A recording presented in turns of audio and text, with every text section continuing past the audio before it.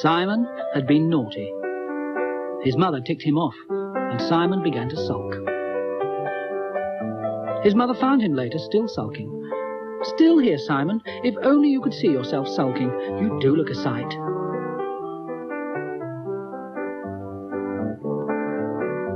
Simon looked at himself in the mirror, and he drew himself sulking on his blackboard.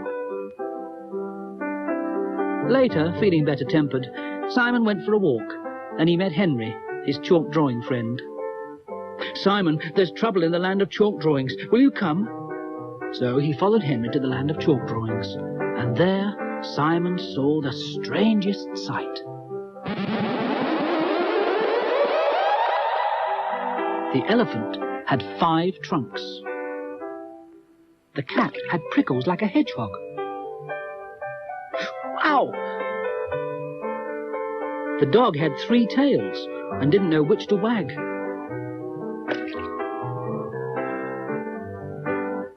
The birds had too many wings and couldn't fly properly. The flowers in the field were all drooping. Simon was puzzled. "Why are all you flowers looking so miserable?" The flowers pointed at the sun.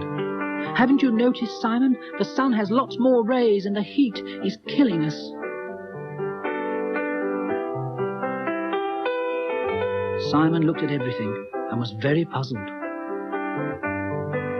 He and Henry met the caveman and the little dinosaur. They were standing outside a whole line of caves. The caveman was angry because he didn't know which cave was his. Then Simon heard an angry quacking and went to the duck pond. The ducks were upset because there were huge waves on the pond. The teacher called Simon. "Just come and look at my classroom." Simon went to the classroom. All the desks and chairs had been lengthened so that the children couldn't reach them to work. The children were let out to play instead. The train driver was very angry and called Simon. Simon wanted to go after the culprit on the train, but he found it had square wheels. What's more, the track had been altered.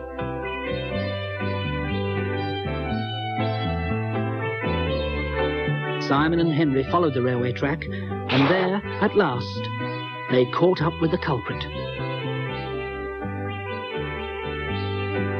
It was Simon's double, still sulky, who was altering everything with his chalk.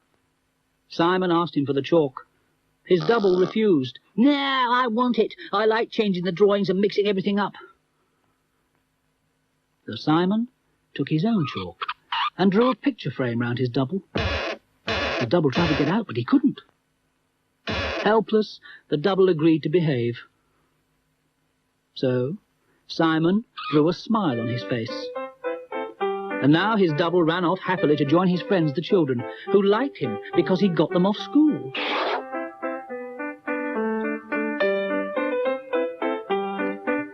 Simon was very relieved. "I promise to keep smiling and not sulk in future, Henry." Henry looked doubtful. "Don't forget you've got to change all the drawings back to normal, Simon." And Simon found it hard to look happy when he saw all that work in front of him.